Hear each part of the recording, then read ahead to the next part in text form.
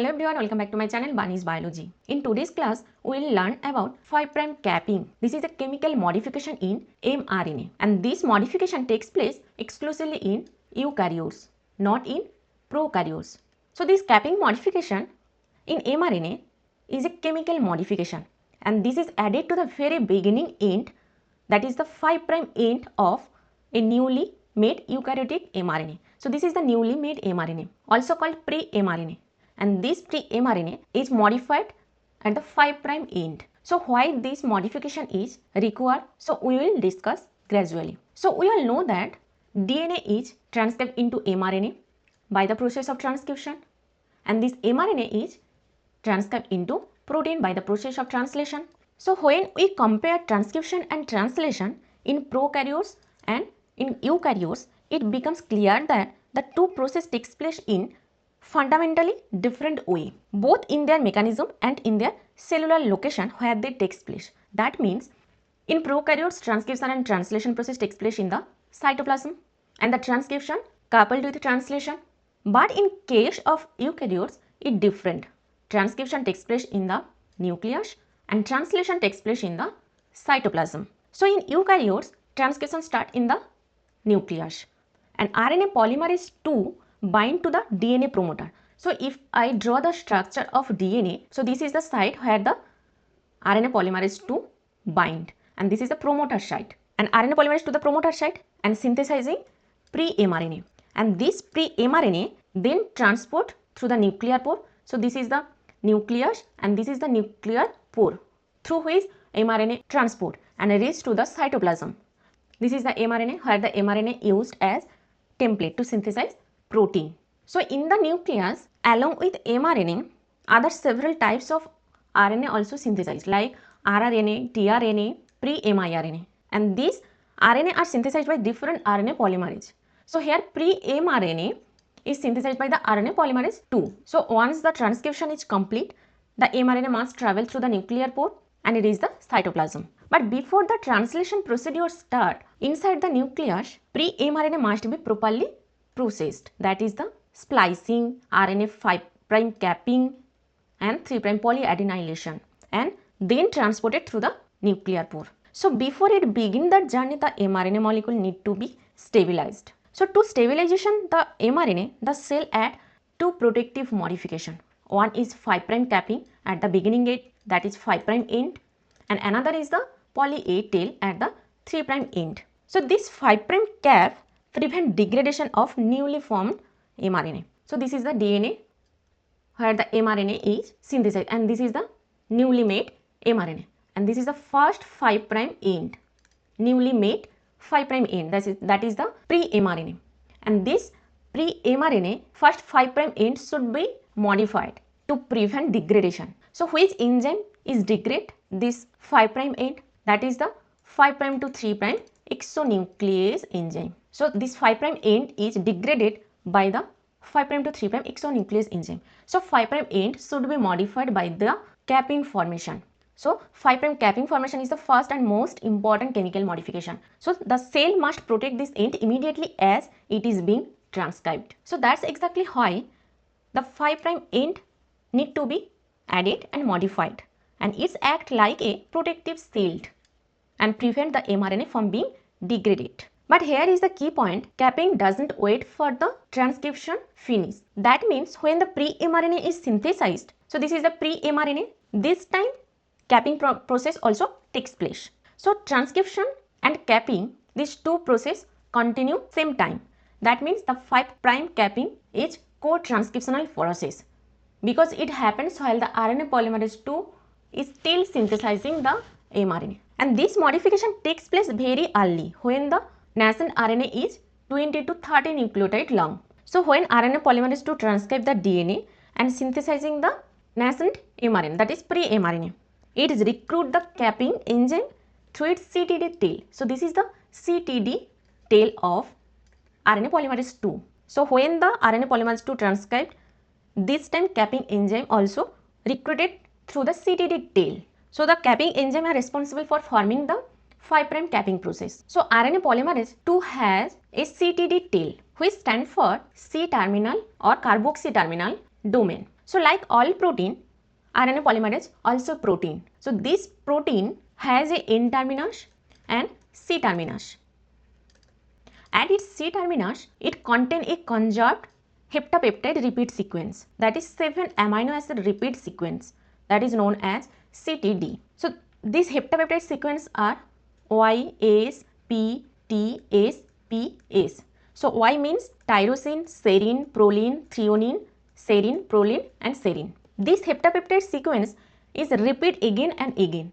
So continuously this peptide also repeat it in tandem and forming a long series of identical repeat. So like example, in human the CTD tail consists up to 52 tandem repeat.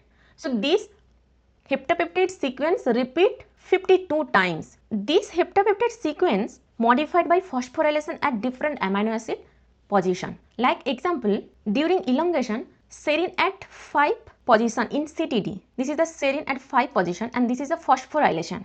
So serine at 5 position in the CTD is phosphorylated, then the capping enzyme is recruited. So the capping process is started.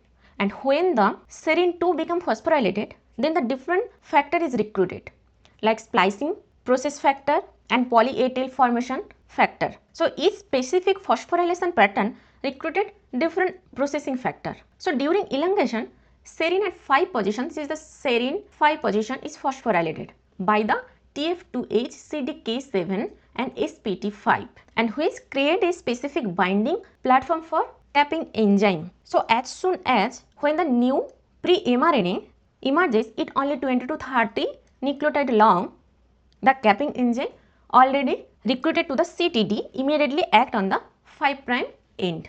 So up to this point, we have understood how the CTD tail phosphorylate at the serine 5 and act as a leading pad for the capping machinery and initiate 5' cap formation. So now let's dive deeper and explore how each enzyme contribute to building the 5' cap step by step.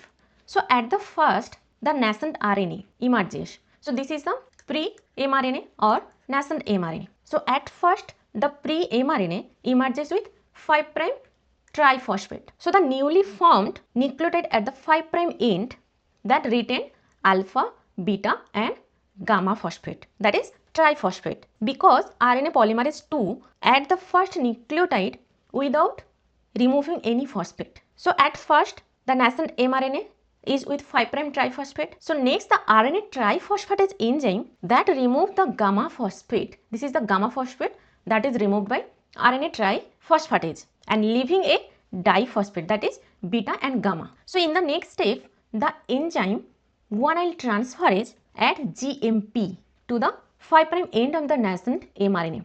So at the site of beta phosphate. But this GMP is formed from GTP. So how this happened? This is a two-step process. So this enzyme guanyl transferase first remove PPI, that is pyrophosphate. Here is alpha, beta and gamma phosphate and this is the GTP structure. So first the guanyl transferase enzyme remove the beta and gamma and then generate GMP and this enzyme covalently attached with the GMP and this enzyme transfer the GMP to the beta phosphate of the nascent mRNA and then form unusual 5' and 5' linkage and this linkage is called 5' triphosphate linkage. So here is, this is the first alpha of GMP and then this is the beta and this is the alpha also.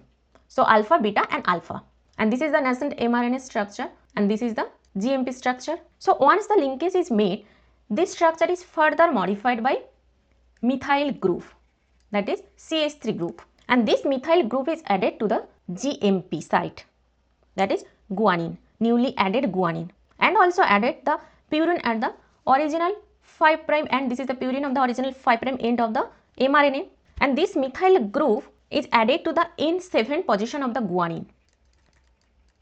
So if we see the detailed structure of the guanine, so this is the guanine structure and this is the 5' triphosphate linkage and in guanine structure where the N7 position, this is the N7 position where the methyl group is added by the methyl transferase enzyme and this methyl group is essential for recognition by nuclear export. So when the transcription is finished in the nucleus, mRNA is transported through the nuclear pore and where the methyl group is essential. So this methyl group is recognized by nuclear export factor and as well as translation initiation factor. So this structure is called cap O structure. So in cap O structure, where the methyl group is added to the N7 position of the guanine.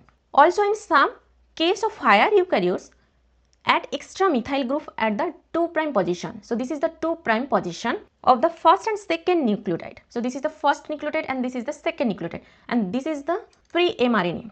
So this first nucleotide of the 2' position is methylated. So this methylation is called cap1 structure, and when the 2' O of the second nucleotide is methylated, and this structure is called cap2 structure, and this methylation is happened by the 2' O methyl transferase enzyme. So that's how capping formation takes place. So that's the story of 5' cap. So a tiny molecular signature added right as the RNA is born. That means its simple chemical modification make the RNA more stable and more transportable and more translatable. And this modification protect the transcript and guide it out of the nucleus and ensure the ribosome can read its message. So if you remove this cap, the mRNA wouldn't survive long enough to make a protein. So if this helps you understand 5' capping, make sure to like, share and subscribe for more molecular biology content.